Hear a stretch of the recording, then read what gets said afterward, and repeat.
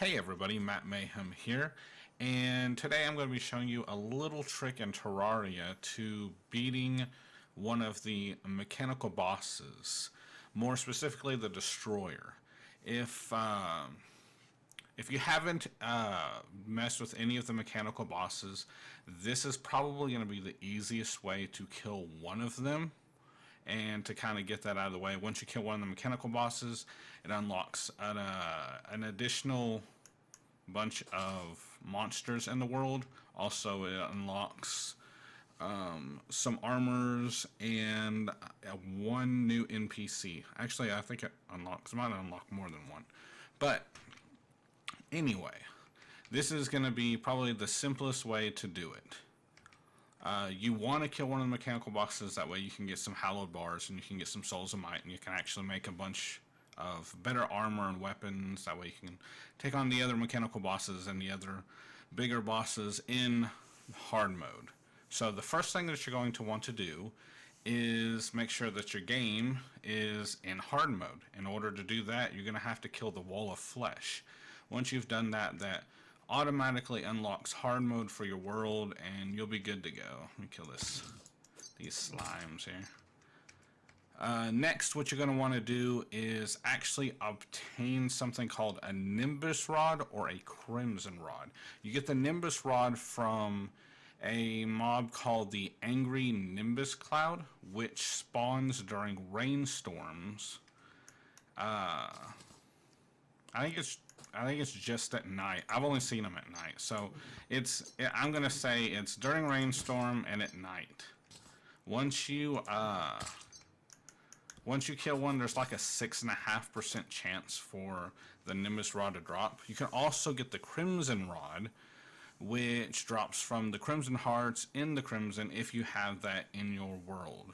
If not, then the Angry Nimbus Cloud is your best bet. After that, what you're going to want to do is build a big platform, kind of like what I have here, which is up in the air. Mine's actually pretty decent sized.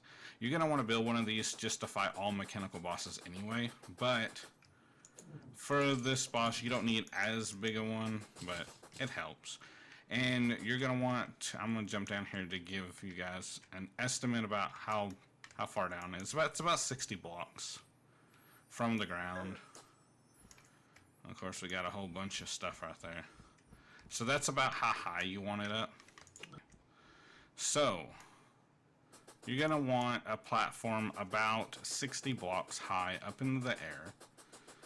And then you're going to want to next wait until it's dark, of course. Once it gets dark, then we're going to summon the Destroyer using the Mechanical Worm.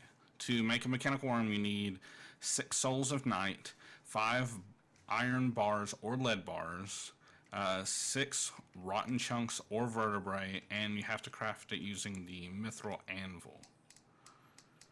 Well, there is a bunch of slimes today, isn't there?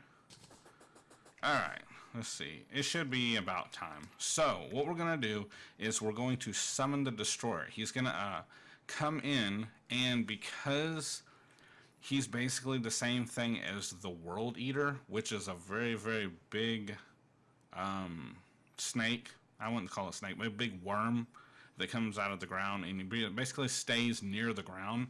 What we're doing is we're going to be up in the air, up high enough that he can't really reach us. That's why we're building the platform way up in the air. Also, the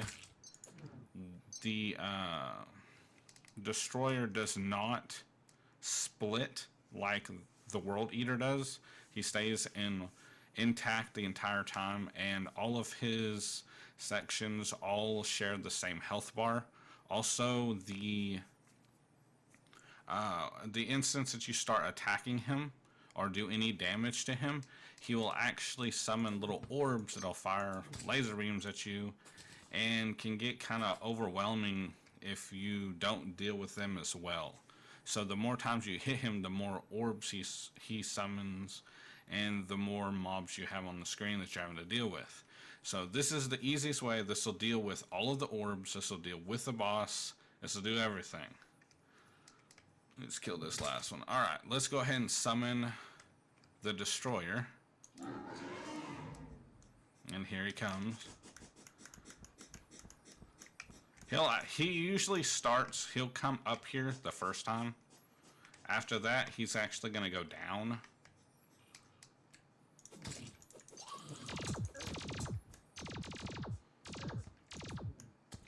Of course, he's stuck.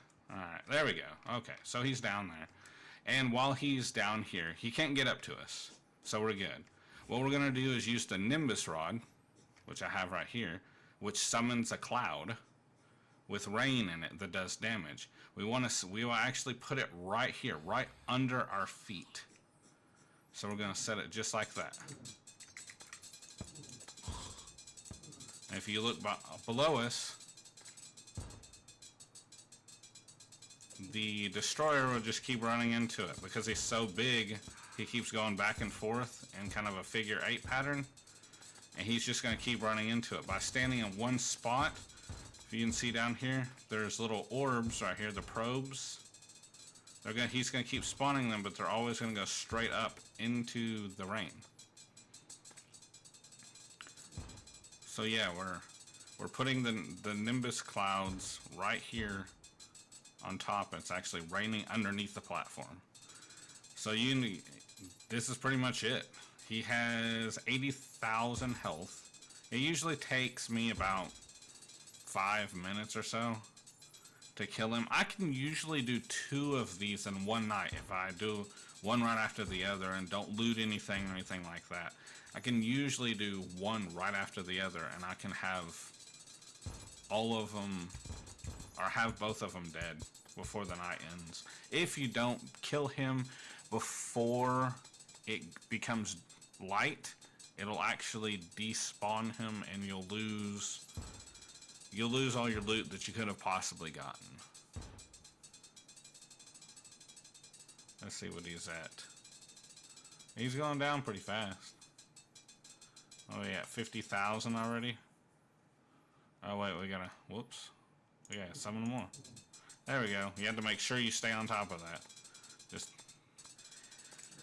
really if you can, just stand here and just keep summoning them over and over again. It's probably the easiest way.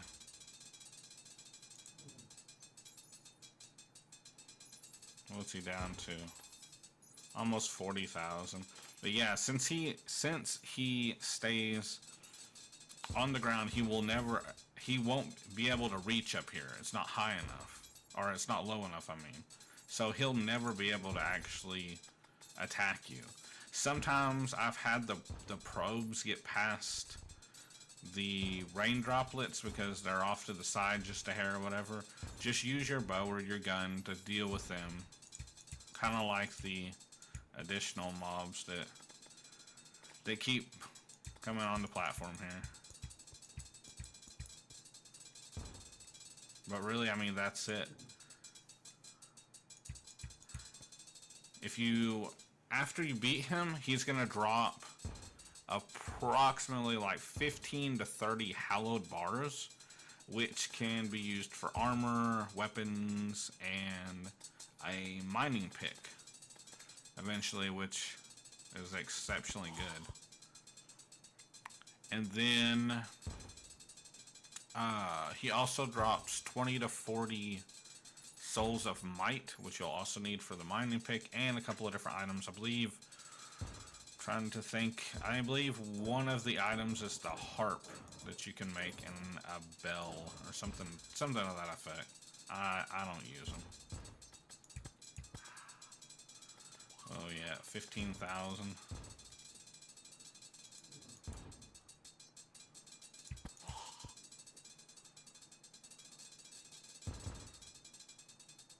Almost 10,000. There we go, 10,000. And make sure our clouds are there. We just keep killing these guys.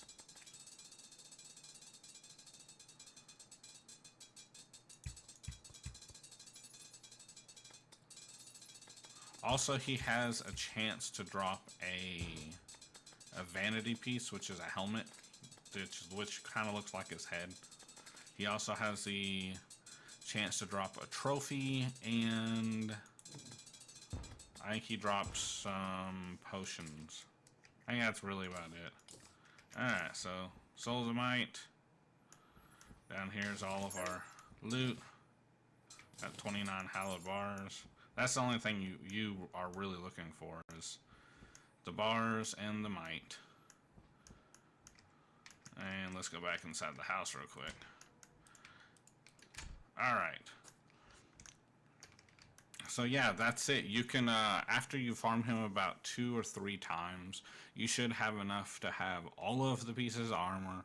You should have enough to make whatever it is that you need. Once you have all the armor, all of the weapons that you can make out of hallowed bars, you should be able to more easily fight the other 2 mechanical bosses and Plantera and some of the other bosses that are in the game a little easier. It's not, you know, drastically easy, but it's a lot easier than some of the stuff that you can mine up. So yeah, that's it. Hope you guys have fun with it. If you like the video, please like, favorite, and subscribe to it. Also, stop by the Twitch channel, which we stream pretty much every day. We announce all of our stream times on Twitter, so make sure you follow us on Twitter. And everybody have a good one.